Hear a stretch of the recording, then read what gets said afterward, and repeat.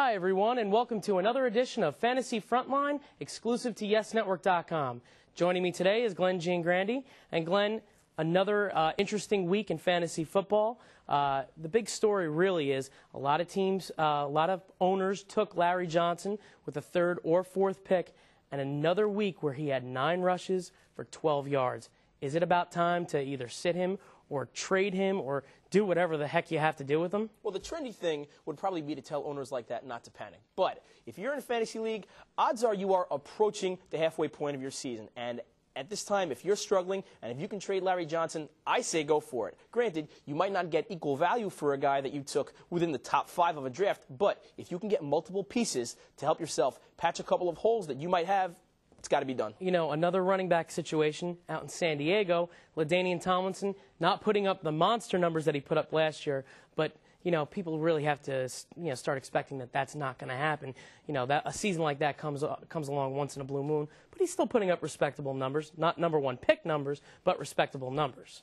Looking at his quarterback now, Phillip Rivers, a lot of teams drafted him, 5th round, 6th round, expecting him to be their number 1 quarterback. Through the first 4 weeks, didn't look like that number 1 quarterback, and he broke out this week. Talk about Phillip Rivers' performance and what owners can expect from him the rest of the way out. Well, I think as the season goes on, Norv Turner is going to get better acclimated to using Phillip Rivers properly. Remember, you've got a guy who's in his first year as the head coach of the Chargers, not used to having Rivers and LT and Antonio Gates. I think the one thing hurting Rivers is the weakness of his wide receiver core. Vincent Jackson, his first real year as a legit fantasy option, we'll say. Craig Davis not really doing much. Eric Parker injured. Antonio Gates still there as an option. Rivers, I think all Norv Turner really has to do with Rivers is just a lot of screens to LT, and he should be okay for fantasy purposes. Right. Now, you look at a running back situation in Indianapolis. Joseph Adai was out this week, and they went to Kenton Keith, and he put up numbers that were just off the charts, 158 total yards. If you're a fantasy owner, do you want to pick this guy up, seeing that the numbers that he put up, or once Joseph Adai comes back after the bye, it's his job? Well, the answer to that is it is Adai's job. Some owners who did own Kenton Keith and also Adai owners, they kind of got jobbed a little bit by the 4 p.m. start time in Week 5. Some Adai owners waited and wanted to go up to the last minute to see if Adai was going to play. Head coach Tony Dungy had said that he and other injured Colts like Marvin Harrison were most likely going to sit out. So those who played Kenton Keith were rewarded, but don't be fooled. This is not a timeshare situation. Adai will get the starting job back. Clearly, when he's back from his injury, he had a bruised shoulder and chest. Indianapolis is on the bye in Week 6. He'll be ready to go in Week 7. Now, a running back tandem that has really played well. Brandon Jacobs came back with the Giants, and Derek Ward has looked great. 13 carries, 56 yards. Brandon Jacobs, a 100-yard game in his first game back. He looked powerful. Derek Ward, he offered a nice mix for the Giants. Are these 2 fantasy players that you might want on your roster? Derek Ward, owners might have had him before, but might be dropping him because of the return of Jacobs. Do you still want to keep Ward on your roster? Well, as of right now, I think you have to. Nothing in the Jet-Giant game showed you that one back was going to get a bulk of the work as opposed to the other. So I think they both have value right now. Right. Well, speaking of injuries, Matt Leinart, he went down for the year. He's done with a collarbone injury. Trent Green, he went down with a massive concussion, got hit in the head. And, Jake Delhomme, news came down that he's now out for the season. What does that mean for those 3 prospective teams and their run for the rest of the season? Well, for those who were owning Leinart, obviously you can safely cut him now. Kurt Warner, in our last edition of Fantasy Frontline, I said to stay away from him because he was in the tandem situation. Not anymore. With Leinart out of the picture, go get Warner, put the claim in if you can. As for the Carolina situation with Jake Delhomme, it's funny. He was actually warming up on Sunday, and now, early in the week, they say that he's going to need Tommy John surgery.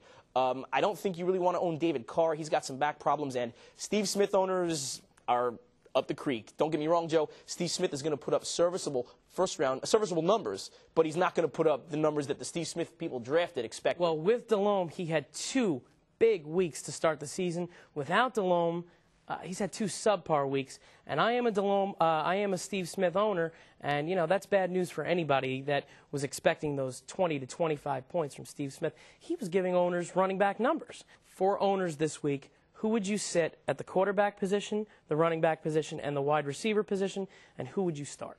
Well, I'll take the first part first. As far as quarterbacks go, I definitely think Matt Hasselbeck should be sat in every league possible. If you've got a viable backup option, obviously. If you have no option, you're stuck. But Hasselbeck, he's got the running back Shaun Alexander. He hasn't really played very well.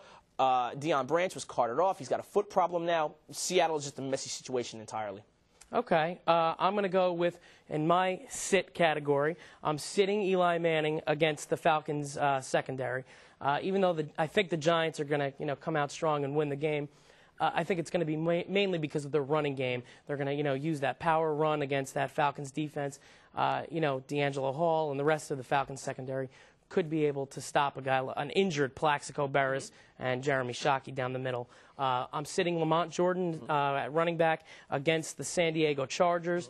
Lamont Jordan, the San Diego Chargers look good on defense this week. Jordan's had a great year, but I'm going to sit him. And at wide receiver, like we said, I'm sitting Steve Smith. He's definitely not going to be in my roster. Sit Steve Smith? I'm sitting Steve Smith. I would not sit Steve Smith, but I would sit Deshaun Foster, the running back in Carolina, because now, without having to necessarily key on the deep ball, they can focus on the run. One running back, I just want to get in one running back. I would absolutely start now Ernest Graham of the Tampa Bay Bucks. Okay. Cadillac Williams went down for the season. Now Michael Pittman is out 6 to 8 weeks with an ankle injury. Graham's getting all the carries in TB. Now, you said you were going to sit Hasselbeck. Well, I'm starting Shaun Alexander. New Orleans hasn't shown me anything this year.